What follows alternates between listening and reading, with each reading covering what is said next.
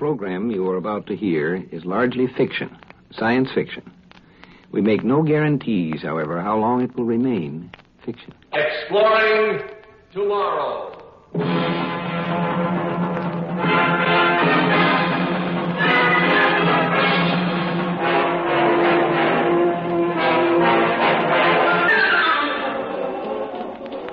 And now here is your guide to these adventures of the mind, John Campbell Jr. The problem of dealing with robots is a rather peculiar thing. You know, when you deal with another human being, you can say, well, you know what I mean. And he can say, yeah, I see what you mean. When you're dealing with a robot, though, you have a different situation. If you say, you know what I mean, the robot says, no, tell me.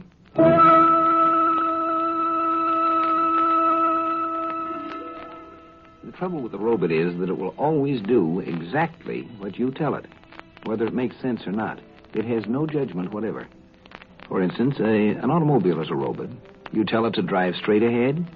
It drives straight ahead, right into the concrete bridge abutment. It doesn't have any sense. Another thing, if we say home is the hunter, to a man this makes sense. We think of the poem as a quotation. What would such a phrase mean to a robot?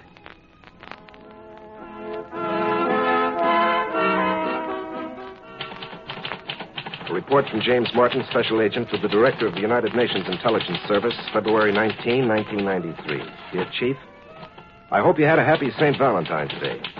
I wish I could say the same for myself. The way it looks now, the only Valentine I'll get will be one with my epitaph on it. I hope this report reaches you eventually. You may never get it, or if you do, I may be dead by then. Maybe it was a good idea to take this section of Europe and reform the country of Transylvania again, but right now I'm inclined to doubt it. Since Transylvania became a new country, there have been queer things going on here. As for your instructions, I got an appointment to see Baron Decklitz, the Prime Minister. When the appointment came through, I was met at the front door of my hotel by Colonel Bronlick, the head of the Transylvanian Secret Police. Ah, Mr. Martin. I was instructed to escort you to Castle Decklitz. You have an appointment with the Baron, I believe. Yes, that's right. And you are... I am Colonel Bronlick at your service, Mr. Martin. Come. This is our limousine here at the curb. Well, this is very kind of you, Colonel. Kind? Not at all. It is my duty. You are an agent of the United Nations. It is therefore my duty to escort you about, especially when you are going to call on our Prime Minister, Baron Decklitz. I see. I suppose we'll have to wait for your chauffeur. Oh, not at all, Mr. Martin. This is a robot-operated automobile. Observe. I merely press this button. Yes, Colonel Bronlick.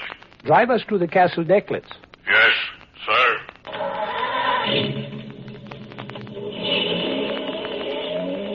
Well, Mr. Martin, do we not have all the modern conveniences here in Transylvania? Oh, yes, very modern. You'll have telephones next. We have robot-operated machines in my country, too, Colonel, but I must admit that none of them are capable of talking as this one does. You find that unusual? Well, yes. A robot brain capable of conversation would be too large to fit in this automobile. The brain is not in this car, Mr. Martin. This vehicle is guided by remote control. The actual brain of the robot is in an underground chamber beneath the Castle Decklitz. Oh? Yes. The Baron's castle may look on the outside as though it were 1,000 years old, but the equipment within is quite modern. Well, I have to admit that it's pretty convenient to have robot-operated remote-controlled transportation. All of the Baron's transportation works this way. His cars, his aircraft, his boats, everything. Sounds as though Baron Decklitz runs the whole country by remote control.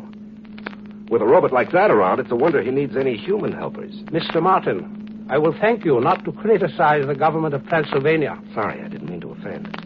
After all, I am supposed to be a diplomat. You might try harder, Mr. Martin. Why is the car slowing down, Colonel? Do you see the portcullis? That heavy steel grate that closes the entrance? That, too, is controlled by the robot brain. The Baron certainly seems to be well guarded. Very well guarded, indeed, Mr. Martin. It is difficult for anyone to get into Castle Decklitz. It is even more difficult to get out.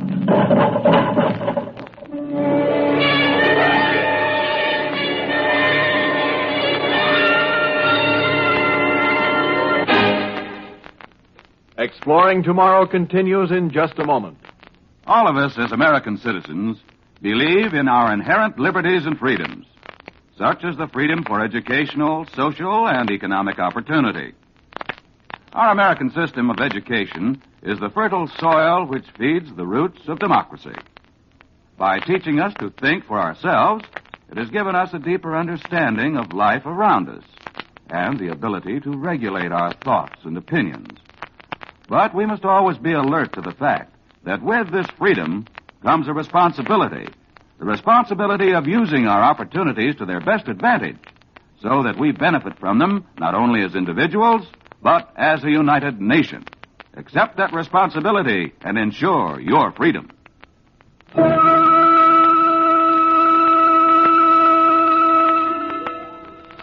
United Nations agent Jim Martin had managed to get an appointment to see Baron Declitz, Prime Minister of the newly formed country of Transylvania.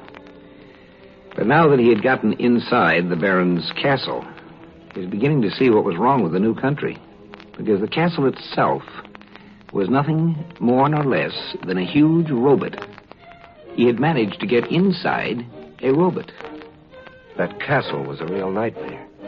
There were hidden television cameras everywhere, and they all relayed everything they saw to that big brain in the cellar. No matter where a man might go in that castle, he was never out of the sight of those robotic eyes. Colonel Bronlick escorted me into a big, comfortable, ultra-modern room, told me to help myself to the sherry, and left me to wait for Baron Declitz. I went over to the bar. But there were no glasses there, no bottle of sherry. I thought that maybe the colonel was having a little joke, when suddenly a voice came from a wall speaker. What would you like to drink, sir? Oh, a glass of sherry. Yes, sir.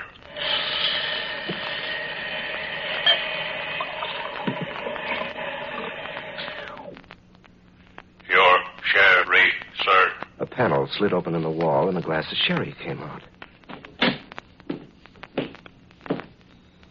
Good evening, Mr. Martin. No. Don't bother to rise. Sit down. Now, how may I help you? Good evening, Your Excellency. May I present my identification? No, stop. Before you put your hand in your pocket, Mr. Martin, let me warn you not to try to draw a gun. I assure you that if you tried it, you would be detected by my robot and you would be shot down where you stand long before you could aim your own gun. A robot can think and act much faster than a human being can, Mr. Martin. Well, I didn't come here to kill you, Baron. I'm not an assassin. I'm here on United Nations business. Yes, I am aware of that. I merely wanted to warn you. And now, please, your identification. Yes, here it is, sir. Thank you. Yes, that seems to be in order. Now, what business does the United Nations have with the Prime Minister of Transylvania? Well, I'll be frank with you, Baron. There's something wrong here in Transylvania. The UN doesn't interfere with the internal government of its members unless the government is violating the basic rights of its citizens. Well, frankly, sir, Transylvania is doing just that. You impudent young swine! Transylvania is a scientifically run country. It is run by mathematically logical principles. All decisions of the government are analyzed carefully by robotic computers. Well, yes, but... You think I make the policy for the country? No! All policy decisions are made by the robots, so that they can be scientifically accurate. What happened? The lights went out. The power has been cut off. Someone... Oh, Martin, you shot me. You cut off the power so my robot could not operate. Baron. I will get you, Martin.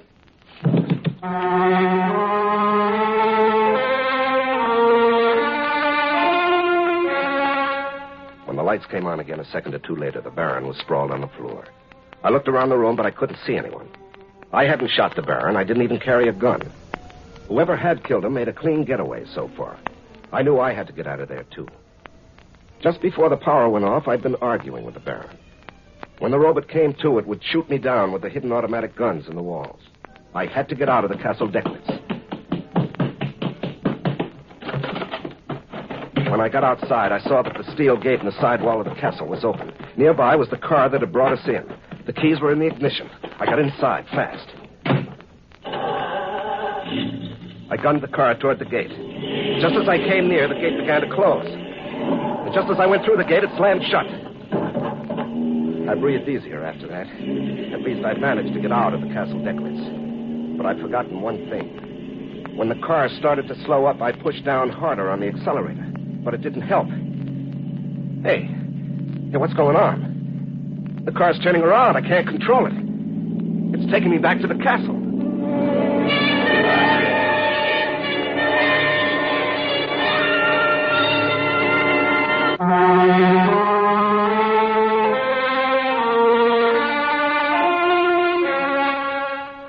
A machine, no matter how complex and intelligent it may appear, is still a machine. And the trouble with a machine is that once it's set to do a particular job, it doesn't do any good to argue with it. The only way to stop it is to shut it off or wreck it. Jim Martin was in no position to do either. It was kind of like being in an automatic elevator with the controls stuck. It was going where it was going, and there wasn't anything you could do about it. I knew I'd have to get out of that car. It wasn't going very fast yet, so I decided to jump before it got up too much speed. I rolled across the road. It shook me up a little to jump out of a moving car, but I wasn't hurt. I got up, brushed off the dirt, and started down the road toward the city. I was about 5 miles away through the thick forest and about 6 miles by road. I decided to follow the road. I didn't want to get lost. I'd been walking about 10 minutes when I heard a noise. It was a helicopter coming from the direction of the castle. I got off the road fast and hid under a tree. It was dark, and even with the moon shining, it would have been hard for a human being to spot me from the air. But the television eyes of that helicopter were sharper than human eyes. The robot saw me. You must come back to the castle, sir. Not me, Buster. The helicopter will land. You will get in. The moon lit up the helicopter pretty well. I could see the snouts of the mounted machine guns pointing at me, but I didn't care. I figured that going back to the castle would be certain death anyway. I jumped behind the tree and then dived under a nearby bush and started crawling. Where are you? You must come back. I just lay flat and kept quiet. And then I heard another sound on the road. There was a car coming. Robert, this is Colonel Bromley. I noticed the helicopter hovering, so I came immediately.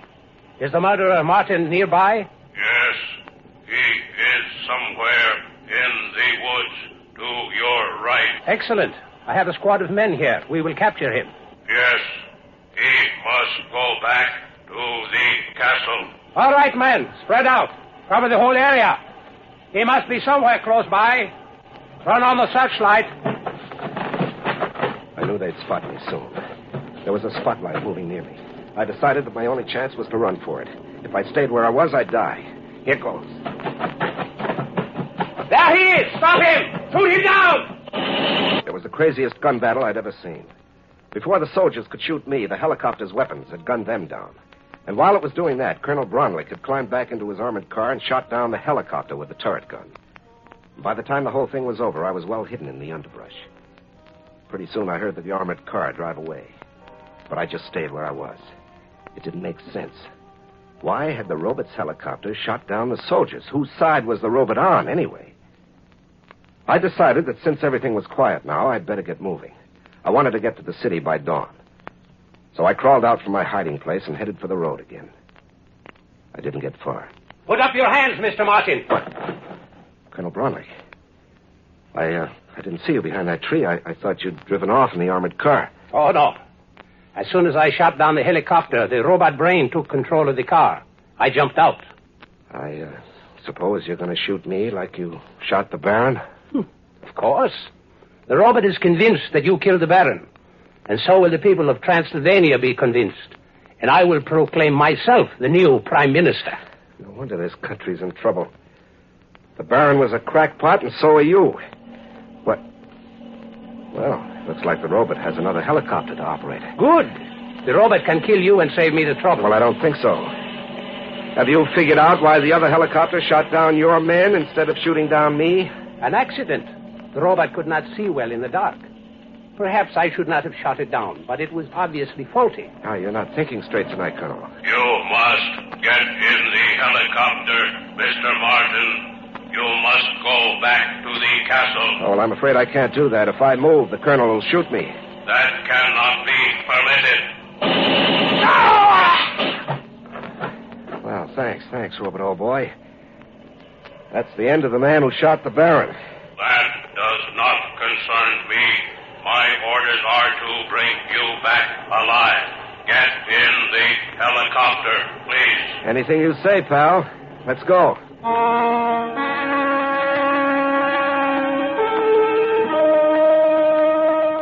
The helicopter took me back to the Castle Decklitz. When it landed in the courtyard, the robot had more orders for me. Go into the main hall. The Baron wants you. I walked back to the room where the Baron had been shot. My hunch had been right. The Baron, stubborn old cuss, had refused to believe that he was dying. He wanted to teach me a lesson. So he'd given the robot orders to bring me back alive. Alive. So that meant that if anyone threatened my life, the robot would have to stop them. And it used its automatic machine guns to do it.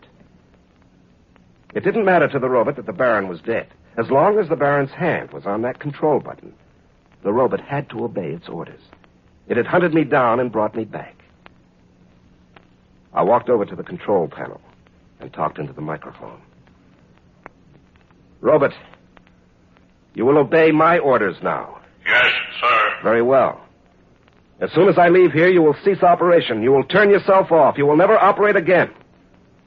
Do you understand? Yes, sir. Fine. Now I'm going to go out and take one of the Baron's cars. He won't need it.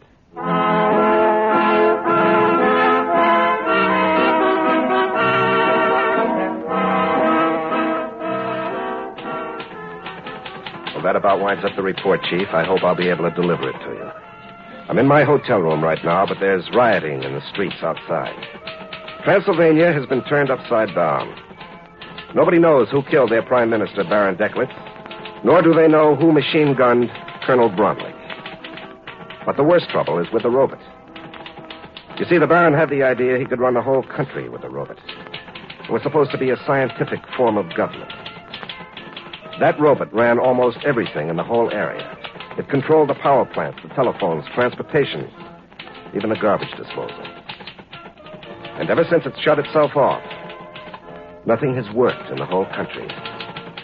As a result, Transylvania has no government and no organization.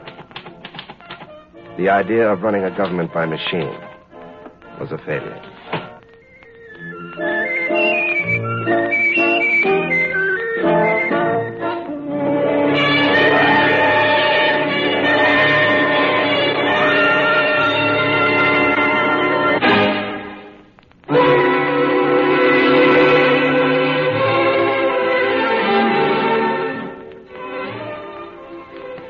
The trouble with a lot of very logical and honest people is that they think that logic is both necessary and sufficient, when it's really only necessary. The idea of a machine government was a failure. It always will be. The trouble with the Baron was that he forgot one basic thing. It's sane for men to run machines, but it's insane for a machine to run men. Machines can handle truth and do a perfect job of it, but they cannot handle judgment. They have none.